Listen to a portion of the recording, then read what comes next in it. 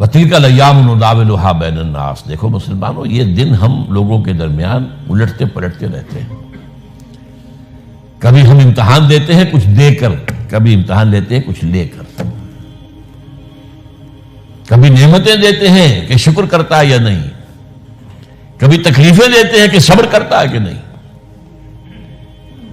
وَتِلْكَ الْأَيَّامُ نُدَاوِلُهَا بَيْنَ النَّاسِ لِيَعْلَمَ اللَّهُ الَّذِينَ آمَنُوا مِنْكُمْ وَيَتَّخِذَ مِنْكُمْ شُهَدَاءَ، تاکہ اللہ دیکھ لے کہ کون ہے تم میں سے وہ لوگ جو واقعتاً ایمان رکھنے والے ہیں اور تم میں سے کچھ کو اپنا گواہ بنا لے. یہاں امکان ہے کہ یہاں یہ لفظ جو آیا ہے یہ مقتول فی سبیل اللہ کے معنی میں آیا، ورنہ ایک اور حدیث میں نے بارہا آپ کو سنائی ہے، اس میں بھی لفظ مقتول کے لیے قتل، اللہ کی راہ میں قتل ہونے کے لیے لفظ قتل ہی ہے. سورہ توبہ کی آیت ہے، بہت مرتبہ یہاں ریفرنس آیا ہے، ان اللہ اشتری من المؤمنین انفسهم واموالهم بان لهم الجنہ یقاتلون فی سبیل اللہ فیقتلون ویقتلون. اللہ کی راہ میں جنگ کرتے ہیں، قتل کرتے بھی ہیں، قتل ہوتے بھی ہیں. لفظ قتل ہی آیا. حضور فرماتے ہیں لوددت ان اقتل فی سبیل اللہ ثم احیا ثم اقتل ثم احیا ثم اقتل. میری بڑی خواہش ہے کہ میں اللہ کی راہ میں قتل ہو جاؤں، پھر زندہ کیا جاؤں، پھر قتل ہو جاؤں، پھر زندہ کیا جاؤں، پھر قتل ہو. یہ نکتہ ذہن میں رکھ لیجئے گا. شاید کہ میں کبھی اس موضوع پر گفتگو بھی کر ہی لوں کھل کر. نبی اور رسول میں بعض چیزوں میں جو فرق ہے، نبی قتل ہو سکتے ہیں، رسول کبھی قتل نہیں ہو سکتا، ورنہ حضور کی خواہش اللہ تعالیٰ رد کر دیتا، یہ اس کے قانون کے خلاف ہے، یہ سنت اللہ ہے. اللہ تعالیٰ نے طے کر دیا ہے، کتب اللہ لاغلبن انا برسولی، اللہ کا فیصلہ ہے میں اور میرے رسول تو غالب آ کر رہیں گے. رسول مغلوب ہو ہی نہیں سکتا. نبی مغلوب بھی ہو سکتا ہے، نبی مقتول بھی ہو سکتا ہے. حضرت یحییٰ قتل ہو گیا، عیسیٰ نہیں ہو سکتے تھے قتل، عیسیٰ کو زندہ اٹھا لیا. وما قتلوہ وما صلبوہ ولکن شبہ لہم. انبیاء قتل ہوئے، زکریا قتل ہوئے، یحییٰ قتل ہوئے، رسول قتل نہیں ہوئے. لیکن میں یہاں صرف حوالہ دے رہا تھا، لَوَدِدْتُ أَنْ أُقْتَلَ فِي سَبِيلِ اللَّهِ ثُمَّ أُحْيَا ثُمَّ أُقْتَلَ ثُمَّ أُحْيَا ثُمَّ أُقْتَلَ. میری بڑی خواہش ہے کہ میں اللہ کی راہ میں قتل ہو جاؤں، پھر زندہ کیا جاؤں، پھر قتل ہو جاؤں، پھر زندہ کیا جاؤں، پھر قتل ہو جاؤں. اور یہ حدیث بھی سن لیجیے، حضور نے فرمایا ہے جس شخص کو موت آئی اس حال میں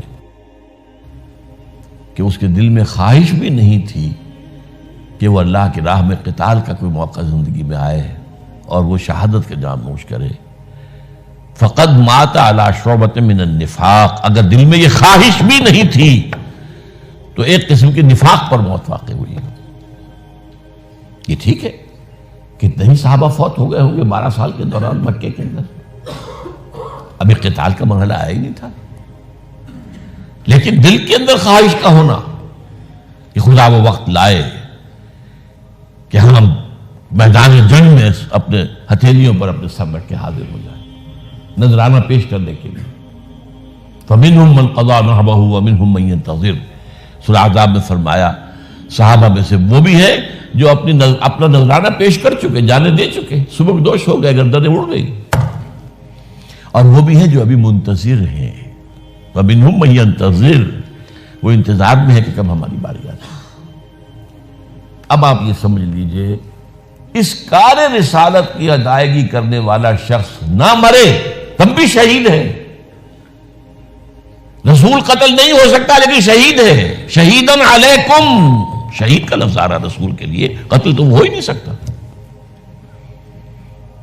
لیکن اس کام کو کرتے ہوئے چونکہ کچھ پتہ نہیں، آج میں یا آپ یا کوئی اور اللہ کے دین کی اس کام میں لگے ہوئے ہیں، پتہ نہیں کل کسی فتنے میں پڑے. سورہ اعراف میں جو نقشہ کھینچا گیا ہے، وَاتْلُ عَلَيْهِمْ نَبَأَ الَّذِي آتَيْنَاهُ آيَاتِنَا فَانْسَلَخَ مِنْهَا. ایک نہایت عابد اور عالم زاہد شخص، لیکن پھر ایک فتنے میں پڑا اور ختم ہو گیا، سارا زہد اور تقوی ختم ہو.